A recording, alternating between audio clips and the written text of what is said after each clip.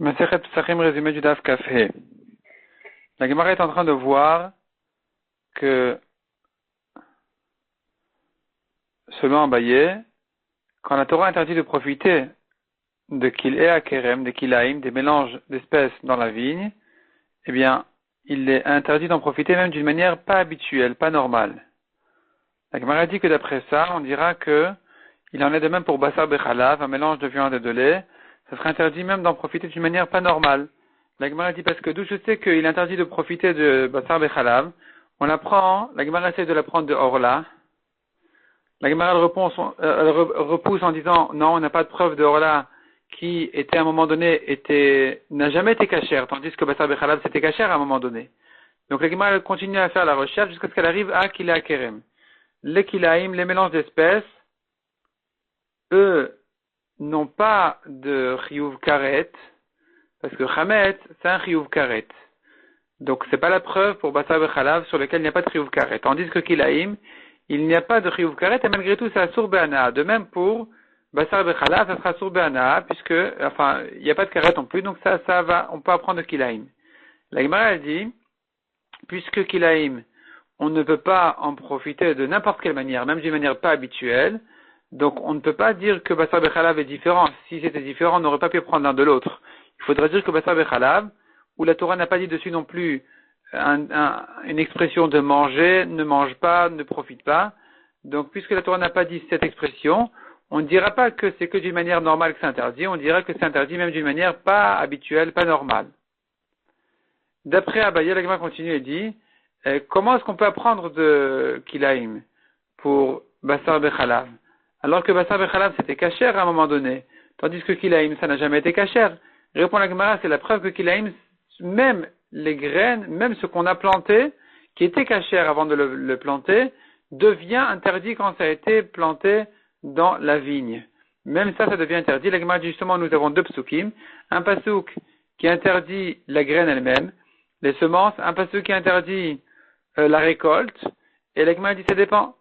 Si ça n'avait pas encore été semé, il est venu, il a semé dans la vigne, eh bien, ça devient interdit dès que ça commence à prendre racine. Si par contre, ça avait déjà été semé comme dans un pot de terre, dans ce cas-là, je dirais que c'est que si ça a poussé davantage dans la vigne que ça devient interdit. Sinon, c'est pas encore interdit. La Gemara maintenant, elle commence un nouveau sujet. On a le droit de se faire guérir de n'importe quelle chose, même qui est interdite en général, dans un cas de danger de vie. Quelqu'un qui risque de perdre sa vie, il peut se faire guérir de n'importe quelle manière, même de manière interdite, sauf trois choses qui sont Avodah Zara, Gilui Arayot, Shfichut Damim. De ces trois vérotes-là, on ne peut pas se guérir, même dans un cas de danger de vie. Donc Avodah Zara interdit, quelque chose qui est interdit parce que c'est Avodah Zara, il ne peut pas s'en servir même comme un médicament pour se guérir, même s'il va mourir, puisque la Torah nous a dit il faut aimer Hachem de toute son âme, de toute ton âme. Donc il faut l'aimer de toute son âme, ça veut dire toute son âme, tous ses moyens, même au prix de mourir, pourvu de ne pas profiter de la Avodah Zara qui va contre la Emouna en Hachem. Et de même la Gemara dit, Gilui Arayot et Shfichut Damim aussi, on ne peut pas se faire guérir avec, même s'il risque de mourir. La Gemara elle fait toutes sortes de drachot pour m'apprendre que Shfichut Damim d'abord c'est une svara. Une svara, la Gemara elle dit, il n'est pas possible qu'un homme sauve sa vie en tuant un autre, parce que qui t'a dit que la vie de l'autre est plus importante que la tienne? Donc ça c'est une svara qui m'apprend que quelqu'un qui est menacé d'être tué, s'il ne tue pas son ami juif, eh bien il vaut mieux qu'il se laisse tuer par le goy plutôt qu'il se lève tuer le juif. Et on apprend d'un passage qui compare l'histoire de Shfichut Damim, donc ce meurtre-là. La Torah le compare à Gilui Arayot, les relations interdites, et de là on apprend que, pareil, pour Gilui Arayot, un homme doit se laisser tuer pourvu de ne pas fauter en Gilui Arayot. Donc, voilà que les trois vérotes, on dit dessus, Yeharek val yavor. Un homme doit se laisser tuer pourvu de ne pas le transgresser. La Gemara revient maintenant au Isur Hana'a. Isur Hana'a, on a vu que Orla, par exemple, on n'a pas le droit d'en profiter. La Gemara raconte qu'un des Chachamim avait guéri sa fille avec des fruits de Orla qui n'étaient pas encore mûrs. On lui a fait la remarque, mais elle n'est pas en danger, pourquoi est-ce que tu profites de quelque chose qui est Asur Be'ana'a? c'est vrai qu'on a permis de profiter, c'est vrai qu'on a permis de se faire guérir de tous les isurim de la Torah, sauf les trois, Avodah Gilui Arayot et Shfichut Damim, mais c'est quoi la condition que la personne est en danger de mort. Ici, dans cette histoire-là, c'est pas un danger de mort. Donc pourquoi est-ce qu'on a pu se permettre, pourquoi tu as pu te permettre de guérir avec cette interdiction-là dehors-là? Répond la caméra de réponse. Soit c'est considéré une fièvre avec des frissons et considéré comme un pikuach nefesh, donc on a le droit de l'utiliser, on a le droit de se faire guérir avec un isur anaa. Soit dit l'Egmara, c'est pas une manière normale de profiter de ces fruits-là quand ils ne sont pas encore mûrs. Et donc, c'est permis, c'est pas été inclus dans on n'est pas chayav dessus, Minatora, c'est pas une interdiction c'est pas une interdiction de la Torah, de profiter de cette manière-là. La Gemara maintenant ouvre encore un nouveau sujet.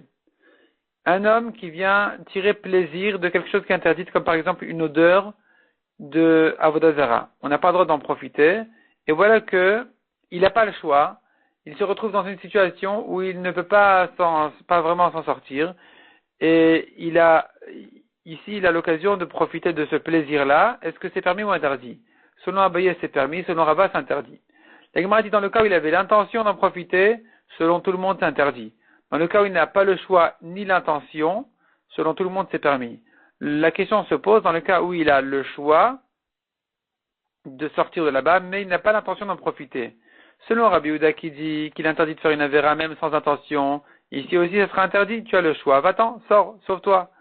Selon Rabbi Shimon qui dit que on a oui le droit de faire une avéra sans avoir l'intention. Rabbi Shimon dit que quelqu'un a le droit de traîner par exemple une table pendant Shabbat sur le sable alors que ça laisse des traces, ça fait des sillons, c'est comme s'il avait retourné la terre. Travailler la terre est interdit, mais quand c'est pas évident que ça va se faire et qu'il n'a pas l'intention de le faire, c'est permis selon Rabbi Shimon. Ici aussi, il sera permis de profiter de ce plaisir-là quand il n'a pas l'intention. Il n'a pas l'intention de profiter de ça, ça sera permis puisqu'il n'a pas l'intention, même s'il a le choix de sortir. Donc ici, selon Rabbi Shimon, Abaye dit que c'est permis. Rava dit malgré tout, Rabbi Shimon va interdire ici, puisque Rabbi Shimon a permis que dans le cas où c'est impossible, il n'a pas le choix. Mais dans le cas où il a eu le choix, Rabbi Shimon sera d'accord que c'est interdit. La Gemara ramène une autre version pour expliquer dans quel cas exactement se situe la marloquette. Et la Gemara dit qu'en réalité, selon l'autre version, si il a le choix et qu'il n'a pas l'intention de profiter, c'est justement la marloquette de Rabbi Yehuda et Rabbi Shimon. Selon Rabbi Yehuda, c'est interdit, selon Rabbi Shimon, c'est permis. La marloquette classique de Rabbi Yehuda et Rabbi Shimon dans Shabbat. Donc ici, il n'a pas l'intention. Selon Rabbi Yehuda, c'est interdit. Selon Rabbi Shimon, c'est permis. Si il a l'intention d'en profiter et qu'il a le choix de sortir de là-bas, selon tout le monde, c'est interdit. Si c'est impossible et qu'il n'a pas le choix et qu'il n'a pas l'intention, évidemment, selon tout le monde, c'est permis. La marloquette est dans le cas où il n'a pas le choix, mais si déjà il est là, il a l'intention, il pense à profiter de ce plaisir-là. Ou là, selon Rabbi Shimon, qui va selon l'intention, ça sera interdit. Selon Rabbi Yehuda, Abaye permet ici, parce que Rabbi Yehuda ne va pas selon l'intention, il ne donne pas d'importance à l'intention, et par contre, Rava, il interdit même selon Rabbi Yehuda, malgré que Rabbi Yehuda, en général, il n'accorde pas d'importance à l'intention, c'est que pour la Khumra, pour dire qu'il est interdit de faire une avéra, même sans intention, mais pas pour permettre d'en profiter, pas pour permettre de profiter de la avéra quand il a, malgré son intention. C'est pas que Rabbi Yehuda n'accorde aucune importance à l'intention. Simplement, Rabbi Yehuda dit même sans intention, c'est interdit de faire la vera. Mais effectivement, il sera interdit d'avoir l'intention d'en profiter, même quand il n'a pas le choix. Donc il y a quand même quelque part de l'importance à l'intention.